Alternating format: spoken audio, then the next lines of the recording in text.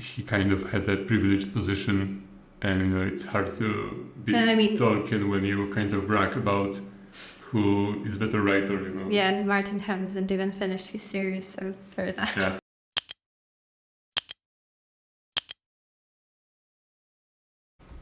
Hello guys. Hi everyone. This is Waldemar. And this is Weronika. WW Reactions. And today we are continuing with our series, Epic Rap Battles of History. And like we said many times, I've watched all of the Epic Rap Battles. Weronika has only seen few. And this is another one that she hasn't seen. Yep. Yeah, and this one is Tolkien versus George Martin. So kind of like a fantasy geniuses contest. Yeah.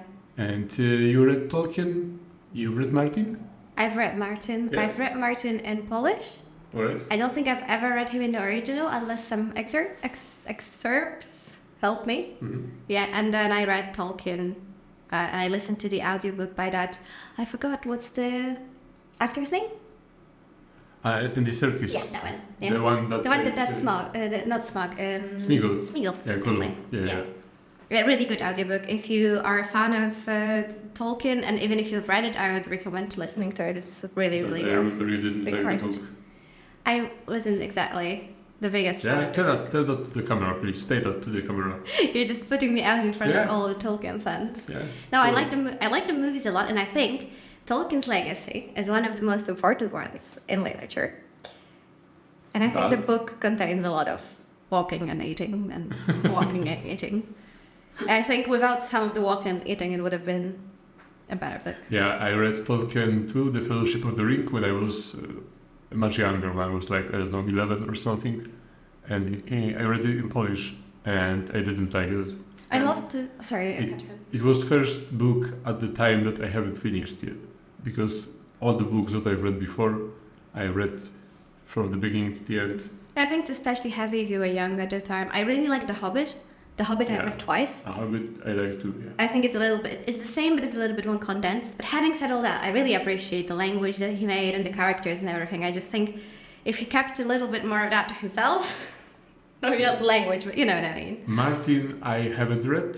I watched Game of Thrones, all the seasons, unfortunately. I was lucky enough to watch until the 4th season, and then I dropped it for different reasons because I was studying at the time. So I only found out it got bad when it got really bad, and I never had to go through that. Yeah, you finished in a perfect place. Yeah. So I haven't read Martin, but I think enough about him. I watched interviews with him, so even if I haven't read the books, I think I understood all the references in this video. Alright, so begin. Ready?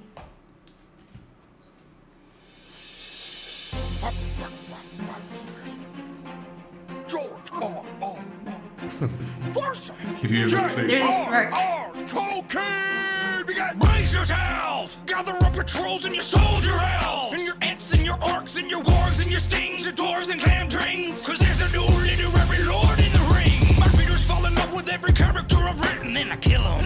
And they're like, what he did? All your bad guys die, your good guys survive. We can tell what's gonna happen a page in age 5. So you're all seeing how to find some sex in your movie. Yeah. Ditch the Goonies and cast a couple boobies. There's engineer plots and not David the Gnome. Your Hobbit hole heroes can't handle my throne. Kings, queens, dragons, dwarves, horses, fortresses, magic and swords. You hobbit my whole shit, you uninspired hack. You want a war, George? Welcome to J.R.R. In book sales, you got nothing to say. I'm number 1 and 2. You're under 50 Shades of Grey. I got the pros of a pro. Your shit's subpar. You're a pirate. You even stole my R.R. We all know the world is full of chance and anarchy. So yes, it's true to life for characters that die randomly. But newsflash, the genre's called fantasy. It's meant to be unrealistic, you myopic vanity. I conscientiously object to what you're doing on these beasts. I'll cut you like my teeth on Beauty and the Beast. You went too deep, Professor Tweed Pants. We don't need the backstory on every fucking tree branch. I cut my teeth in the trenches of the Somme. You locked your Santa Claus ass through Vietnam. And it's hard for me to take criticism on clothes from a dude who sends a raven to say hi to his toes. Man, your fat jokes are worse than your pipe smoke. My show's the hottest thing on HBO. I'm rock and roll, you're a nerdy little nebbish, and I may be dirty, but you got a hairy foot fetish, dog. Even the names of your characters suck. You got buffers and buffers and brandy bucks. I got a second breakfast for all them goofy fucks. Lift up my gut and teabagging's my nuts. C.S. Lewis and I were just discussing how you and Jon Snow both know nothing. Because the backstory on my box office is billions. Got my children making millions off my Silmarillions. And I'm more rock and roll than you ever been. Don't believe me? Ask Led Zeppelin. You can't reach this fellow. Shit, I'm too towering. And every time I battle, it's Return of the King. Ho, whoa, ho, yeah. Yo, yo. I really like the puns on the titles at the end. They're really, really well put together. Yeah. All of the birds. Who won? I mean, Tolkien has a good point that he created everything. So Yeah, it's he kind of was- hard. He had a leverage at the beginning, yeah. He did. I agree. And the comment about sending the raven, that was funny too. It was all funny. I wonder when he said that his children are making millions of his Silmarillions. You know what is Silmarillion? Like this. You know what that is? Yeah. It's, if you don't know, it's like an encyclopedia of The lore and everything. yeah, the lore and of the Middle Earth. That's interesting. I wonder what would Tolkien say if he would be alive today and he would see how much his legacy is worth today. I mean, like in dollars, in money. And all everything that he created and how much people...